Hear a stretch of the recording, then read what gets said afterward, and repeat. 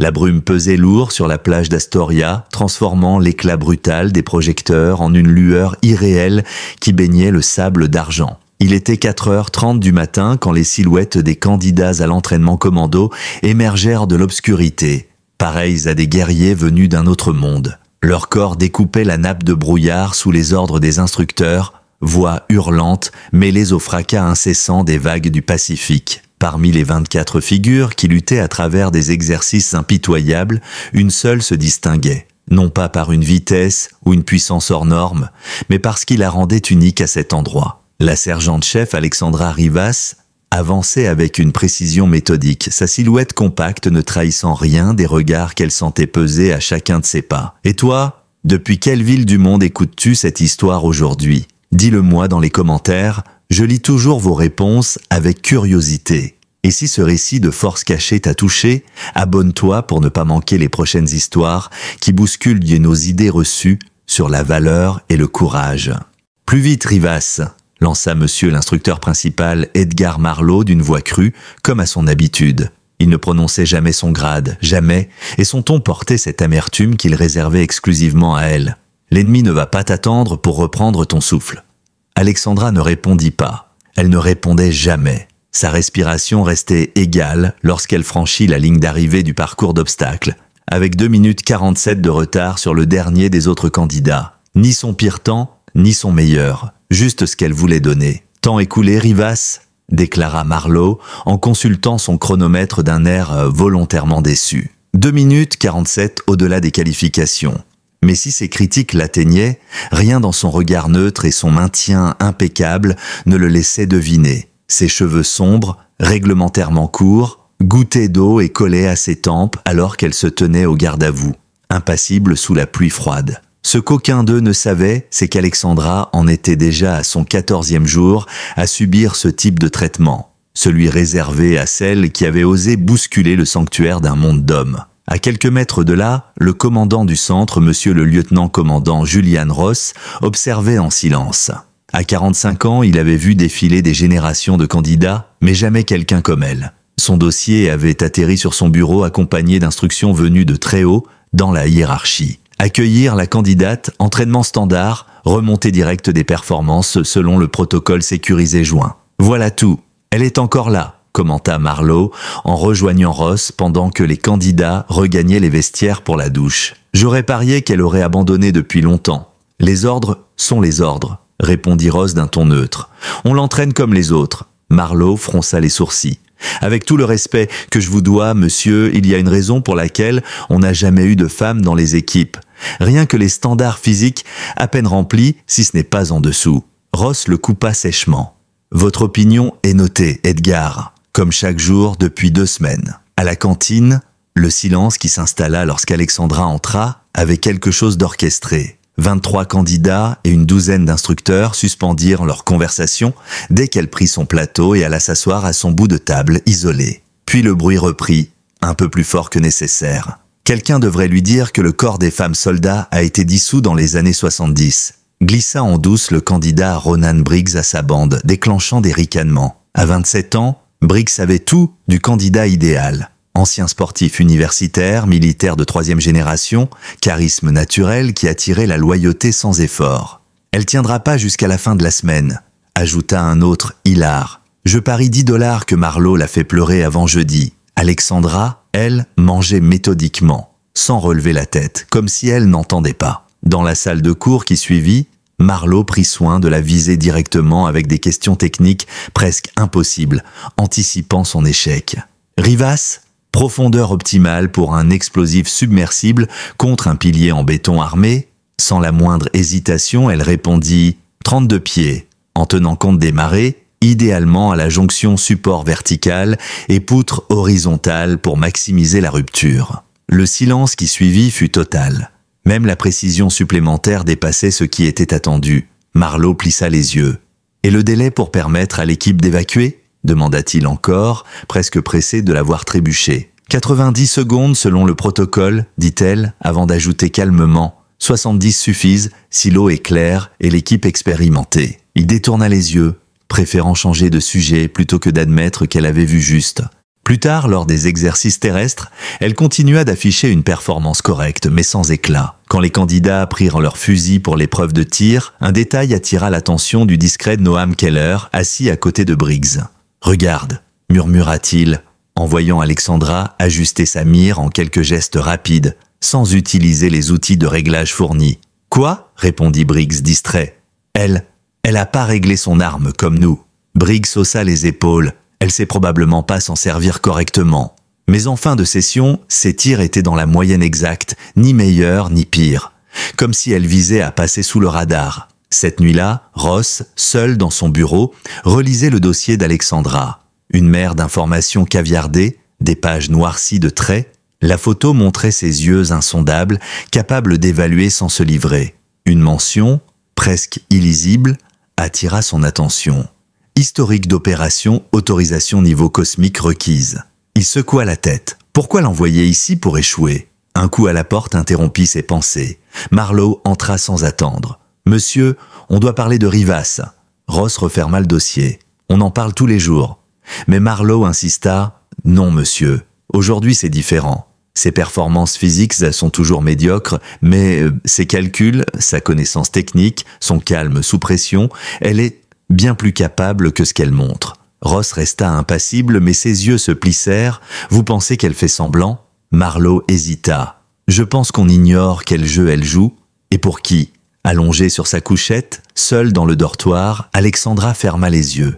Les images se succédaient, ses mains assemblant une arme dans l'obscurité, des coordonnées cryptées clignotant sur un écran, un tir précis dans la nuit, une douille de laiton tournoyant dans l'air. Puis, elle chassa tout cela. Demain serait le 15e jour, l'épreuve de la noyade, celle qui brise presque toujours les volontés les plus dures. Le matin se leva avec une odeur mêlée de sel et de pluie. Dans la lumière crue des néons, la piscine d'entraînement les attendait comme un cercueil liquide.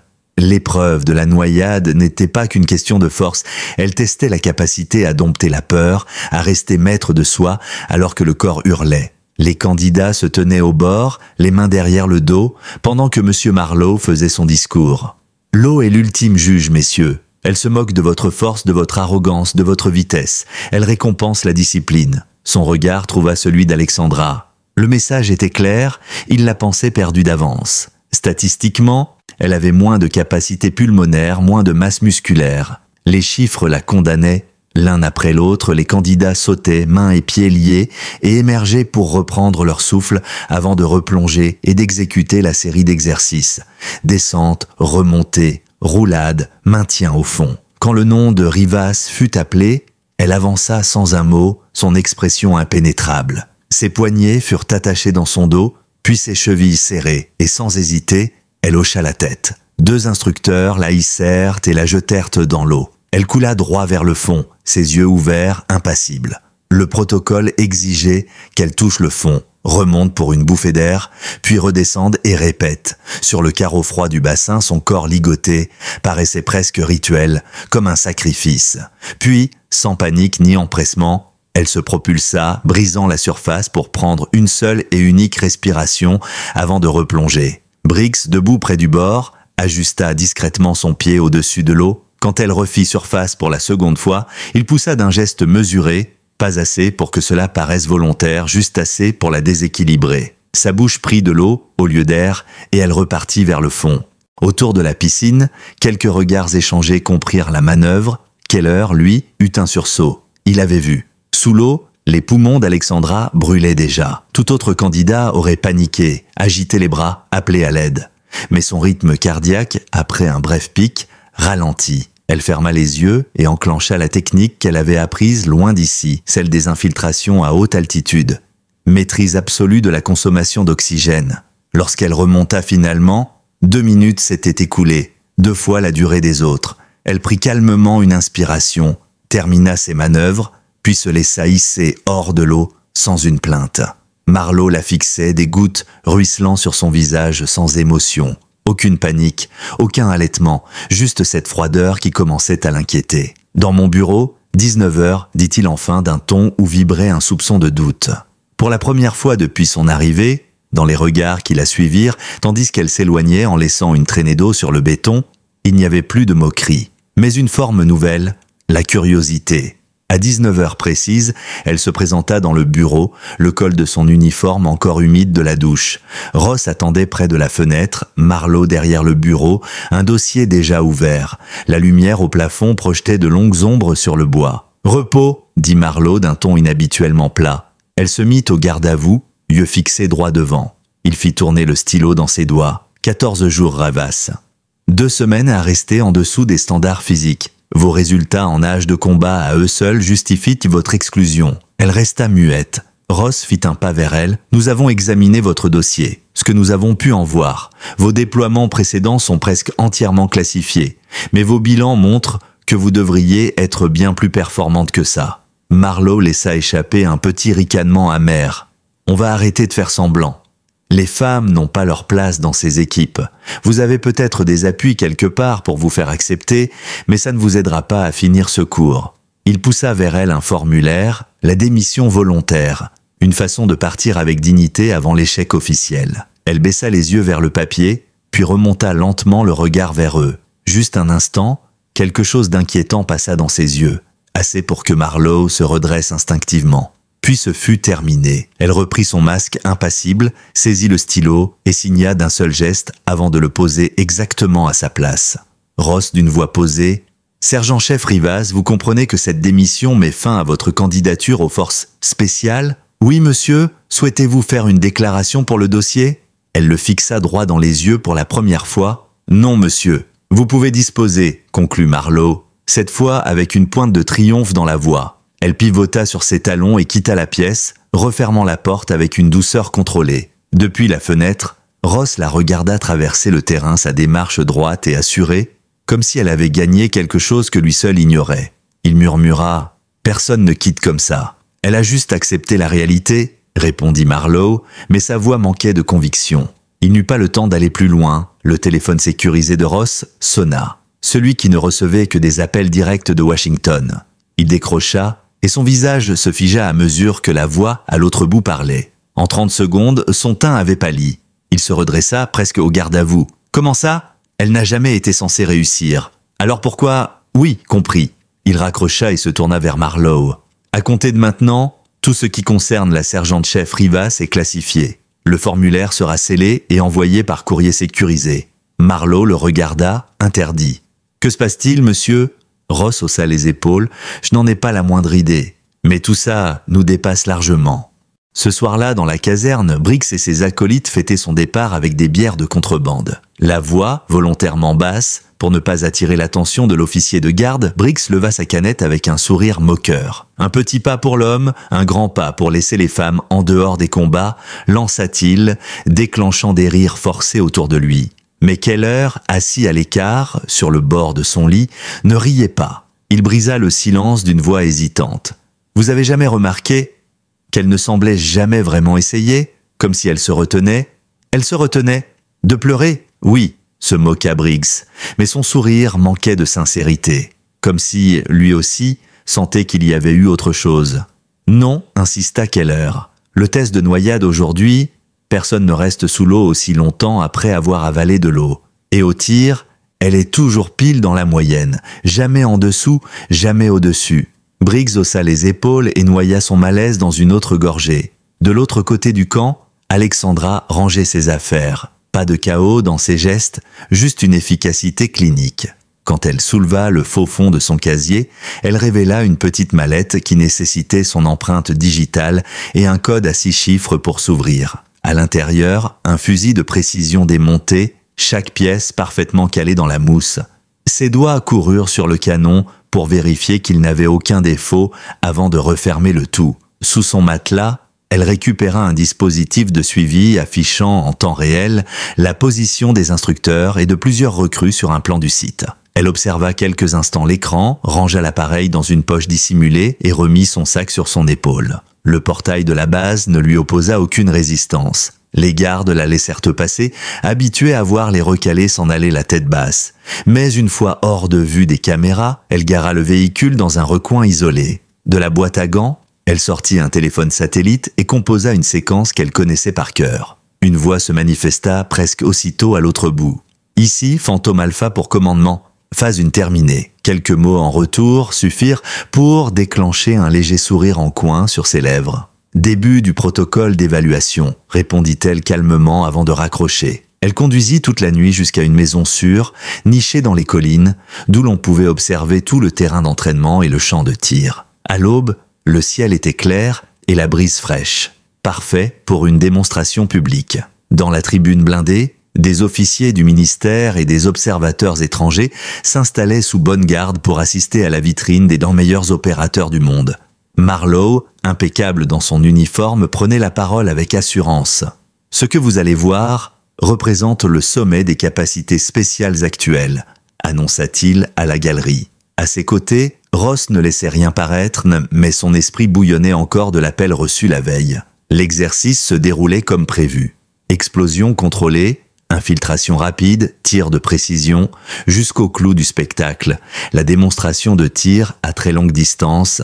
À la limite du terrain, une cible se dressait à 1800 mètres, presque hors de portée des fusils standards. Alors que le dernier tireur prenait sa position, un observateur du champ fit un geste nerveux, collant son œil à la lunette. « Monsieur !» lança-t-il tendu, « il y a un mouvement dans la zone d'impact. » À 2200 mètres, Marlowe bondit vers la lunette et ce qu'il vit lui glaça le sang. Alexandra, allongée sur un rocher, parfaitement immobile, son fusil pointé vers la zone. « Cessez le feu! Cessez tout !» hurla-t-il, la voix brisée. Les alarmes de sécurité retentirent, des gyrophares rouges s'allumèrent partout. Dans la tribune, les dignitaires s'échangeaient des regards inquiets, tandis que Ross appelait déjà les équipes d'intervention. « Unité de sécurité, secteur Est maintenant ?» Mais avant que quiconque ne puisse bouger, Alexandra pressa la détente. La détonation résonna une seconde plus tard. Un coup sec et précis. Dans sa lunette, Marlowe vit la balle détruire un petit dispositif à peine visible, dissimulé entre les cibles. Un boîtier de surveillance que lui-même n'avait jamais remarqué. Les débris retombèrent en pluie sur le sable. Et puis ce détail qu'il ne pourrait jamais oublier. La douille de laiton qui tourbillonna lentement hors de la chambre, captant la lumière matinale avant de tomber sur la roche. Même à cette distance, il devina qu'un chiffre y était gravé. La confusion éclata, des équipes montaient en véhicule, les radios crachaient des ordres contradictoires. Dans la tribune, on évacuait précipitamment les invités. Mais Alexandra, elle, démontait déjà son arme, récupérait sa douille et disparaissait derrière la crête bien avant que les premiers hommes n'arrivent sur place. « Qu'est-ce que le diable vient-il de se passer ?» tonna un officier du ministère en fixant Ross. Mais avant que Ross ne puisse répondre, une berline noire aux vitres teintées se gara brusquement devant le bunker. Une femme en tailleur gris en sortit, son allure clairement militaire malgré son habit civil. Elle présenta des accréditations que Ross reconnut sans discussion. « Lieutenant-commandant Ross, instructeur principal Marlowe », dit-elle d'une voix sèche et autoritaire. « Conseillère spéciale Dana Lewis, Défense nationale, nous avons à parler. » Elle les entraîna dans la salle de briefing sécurisée. À travers les vitres, ils apercevaient des agents en costume installer un périmètre et récupérer les morceaux du dispositif détruit. Ross commença « Madame, nous avons un tireur non autorisé. » « Non, commandant, le coupa-t-elle immédiatement. Ce que vous avez, c'est une opératrice très autorisée exécutant sa mission. Vous allez faire cesser vos équipes immédiatement. » Elle prit la douille récupérée par Marlowe sur le pas de tir et la posa sur la table. Le chiffre 215 y était gravé proprement. « Vous pouvez m'expliquer ?» demanda Marlowe, la voix mal assurée. Dana Lewis se contenta de répondre « Sergent-chef Rivas n'était pas ici pour rejoindre votre programme, instructeur. Elle était ici pour l'évaluer. » Un lourd silence s'installa dans la salle de briefing tandis que la conseillère Lewis faisait glisser une tablette sécurisée sur la table. Sur l'écran, des images s'enchaînaient. Enregistrements des séances d'entraînement, de la cantine, des cours, des séquences provenant de caméras que Ross lui-même croyait protégées, hors d'atteinte. Le ministère avait des inquiétudes sur la pertinence de vos méthodes face aux menaces contemporaines, expliqua-t-elle d'une voix égale. On nous a demandé d'évaluer la qualité de vos instructeurs, de vos candidats et la sécurité même de vos installations. Elle effleura l'écran et un autre dossier apparut. La fiche intégrale de Rivas, sans les caviardages. Le texte décrivait une opératrice que ni Ross ni Marlowe n'auraient jamais devinée. Alexandra Rivas, affectée à une unité sans désignation officielle, opérant sous la plus haute autorisation. mission dans 17 pays, neutralisation de cibles à haut risque, infiltration en zone politiquement sensible, récupération d'actifs stratégiques. La liste semblait interminable. Chaque opération marquée d'un numéro unique, la douille de laiton comme seul rapport pour ne laisser aucune trace bureaucratique. Pourquoi l'envoyer ici ? Osa demander Marlowe, la voix plus basse. Pourquoi la faire échouer volontairement ? Louis croisa les bras, son ton se durcissant. Parce que votre programme est en train de faillir, instructeur. Depuis trop longtemps, vous sélectionnez le même type de profil. Masculin, athlétique, psychologiquement formaté. Mais le monde a changé. Vos méthodes, non. Elle fit un geste vers la tablette où apparaissait un extrait d'une séance en classe, Briggs moquant, Riva, Marlowe lui posant des questions hors programme. Elle a volontairement limité ses performances à 70% de ses capacités. Elle a pris des notes sur chacun d'entre vous, sur les préjugés, sur la sécurité. Pendant que vous vous gaussiez d'elle, elle désactivait vos réseaux de surveillance en 2 jours et infiltrait vos communications internes sans que personne ne le remarque. Un agent en costume apporta sur la table le boîtier que Rivas avait détruit sur le champ de tir. « Et ce dispositif ?» demanda Ross.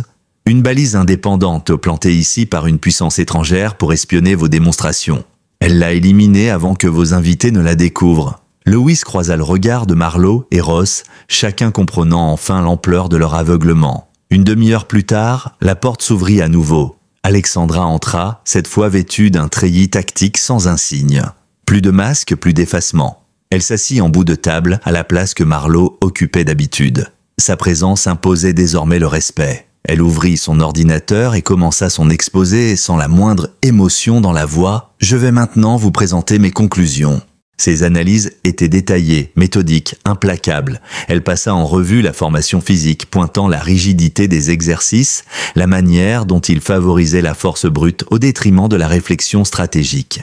Elle souligna les failles de sécurité qu'elle avait exploitées dès le 2e jour. Elle nomma les instructeurs dont les biais mettaient en danger la cohésion des groupes. Elle détailla les décisions des candidats en situation d'épreuve, exposant comment le conformisme de certains comme Briggs avait ralenti l'efficacité collective et comment Keller avait, lui, détecté des incohérences. « Vos exercices de plongée sont obsolètes », conclut-elle. « Ils ne tiennent pas compte des nouvelles technologies de détection déployées par nos adversaires. Dans un scénario réel, votre équipe serait découverte avant même d'atteindre sa cible. » Elle referma son ordinateur et resta un instant silencieuse. Marlowe, abaissant enfin les yeux, demanda d'une voix sourde « Le numéro sur la douille ? 215, c'est exact ?»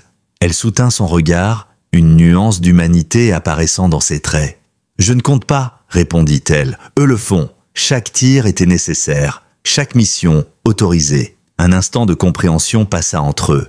Pour la première fois, Marlowe vit la fatigue au fond de ses yeux. Ce poids invisible que rien ne peut enseigner. Il murmura « À la piscine. Briggs t'a poussé. Tu aurais pu te noyer. » Elle haussa les épaules. « Risque calculé. Je devais observer comment vous réagissiez à un sabotage interne. Vos résultats ne sont pas bons. » Ross, jusque-là silencieux, prit la parole. « Et maintenant ?» Riva referma son ordinateur et répondit calmement. « Maintenant, on commence le vrai entraînement. » 6 mois plus tard, la plage d'Astoria résonnait des mêmes cris, des mêmes vagues. Mais à y regarder de plus près, tout avait changé. Dans le brouillard matinal, les candidats suivaient toujours les mêmes parcours infernaux, mais la diversité des profils surprenait. Hommes et femmes mêlés, morphologie variée, capacités différentes. Sur un promontoire, Marlowe observait en silence. Son ton et sa méthode avaient évolué. Plus de brutalité aveugle, mais une exigence portée sur l'adaptabilité, la réflexion, l'innovation. À ses côtés, Keller, devenu instructeur lui aussi, regardait avec fierté. « Ils me croient jamais quand je leur raconte ton premier jour ici », lança-t-il en direction d'Alexandra, postée à côté de lui. Elle eut un mince sourire. « Tant mieux, les meilleurs opérateurs sont ceux qu'on ne voit pas venir. » Le programme avait été intégralement repensé sous sa supervision. Standard physique toujours élevé, mais complété d'exercices d'intelligence, de simulation d'imprévus, de gestion de crise. Les procédures de sécurité avaient été refaites à zéro. La sélection tenait désormais compte de profils plus variés. La transformation était en marche. Keller la vit consulter son appareil sécurisé, son visage se durcissant à la lecture d'un message codé. Il comprit sans qu'elle ait à parler un nouvel ordre de mission. « Combien de temps ?» demanda-t-il simplement. « Indéterminé, répondit-elle, il n'insista pas, sachant qu'elle ne pourrait rien dire. Ils échangèrent une poignée de main sobre. « Le programme était meilleur grâce à toi, dit-il. » Elle le corrigea doucement. « Le programme était meilleur parce qu'il était prêt à changer. Moi, je n'ai fait qu'accélérer les choses. » Sur le terrain, Marlowe leva la tête et aperçut l'hélicoptère qui venait la chercher. En la voyant approcher du tarmac, il fit stopper son groupe. Sans mot d'ordre, lui et les autres instructeurs se mirent au garde-à-vous, une reconnaissance silencieuse qui ne figurait dans aucun règlement. Alexandra leur rendit le salut avant de monter à bord. Alors que l'hélicoptère s'élevait dans l'air vif du matin, elle jeta un dernier regard sur la plage, sur les silhouettes minuscules des candidats qui s'entraînaient dans le contrebas. Dans son sac, les douilles de laiton gravées dormaient dans leur écrin. 215 témoins d'autant de décisions impossibles. À travers le hublot, elle vit le soleil se lever sur l'océan, son esprit déjà focalisé sur la mission à venir. Dans ce monde d'ombres et de silence, Alexandra Rivas s'avançait, comme toujours. Une mission à la fois, ne comptant que la différence qu'elle laissait derrière elle.